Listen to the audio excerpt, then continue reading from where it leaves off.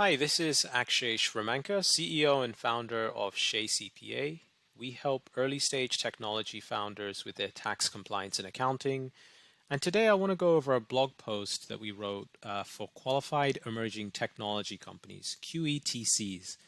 Now, QETC is a designation that New York State startups can apply for. So if you're a company that's located in New York, you can apply to be considered a qualified emerging technology company. And there are sort of two benefits. One benefit is for the tech company itself.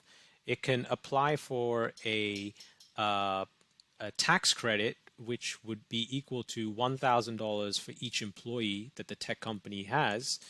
And then on the flip side, if your investors are also based in New York and they invest in you as you being a QETC company, there's also some tax benefits that confer to them.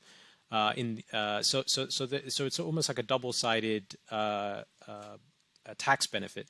So as far as for the tech company itself, this blog post that we've written is more for the tech company and the benefits that the tech company can get. So I just wanted to walk through it and first of all talk about what is considered a qualified emerging technology company. So that's defined here by New York State in Section 3102-E in this public authorities law, and essentially there are different areas which are defined here. On this page that show whether they're advanced materials, processing technologies, engineering, production, defense technologies, electronic and photonic devices and components for use in producing electronic, optoelectronic, etc. So, and then the one that I think is sort of a catch-all for many of the tech companies here in New York State is this information and communication technologies, which include high-level software languages, artificial intelligence, computer modeling, neural networks, processor architecture, animation, full motion video graphics, hardware, and software. So if you look at this definition, it captures a lot of the early stage startups, what early stage startups are working on in New York State. So that's one area. Also, biotechnologies are also which is another big area that we see here in New York with all the different accelerator and incubator programs. That's another area that also qualifies. So there is some broad definition here, and you may be able to fall into it. So what you would probably want to do is just cross-check this with the general counsel to make sure that you fall into this category, and then going through the actual application process itself, which is something that our firm can help you with. So when it comes to the QETC credit, it's an employment credit based upon the number of employees you have. You can generally claim this for 3 years. So from the first time you claim it, you have basically a 3-year. And then the other limit is that you have to have less than $10 million in sales. So especially for seed to Series A companies, I think this is a great credit because typically those companies sort of fall under those thresholds.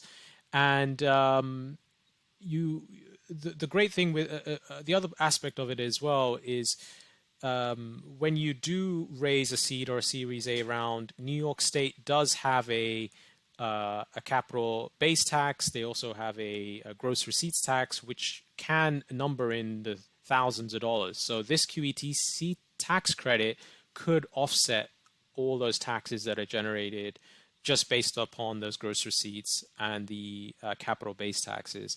So it is helpful, especially in a startup's early stages, and it can essentially help you extend your burn rate.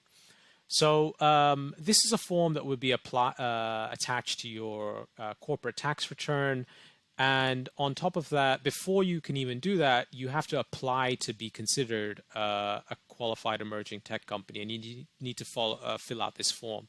The deadline to complete this form is generally 30 days before your calendar year starts. So, which is a little counterintuitive, but essentially, if your calendar year is going to be for the period that you want to be considered a certified qualified emerging tech company, if the period is going to be beginning January 1st, 2021, then you have to apply for this by November 30th of 2020. So we're about a month away for the deadline for next year to be considered a QETC company for next year. To be considered a QETC for 2020, you would have had to apply last November, but you can now apply for the year that's coming up. So we're encouraging all of our clients who may qualify to do so, to go through this application process, and we're actually helping them fill out these forms. So if you need help out with that, we can help you.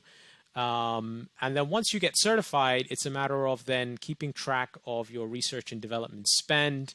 And then when you actually calculate the tax credit next year, we can help you with that process as well. So I just wanted to quickly walk through sort of this blog post. There's more information here.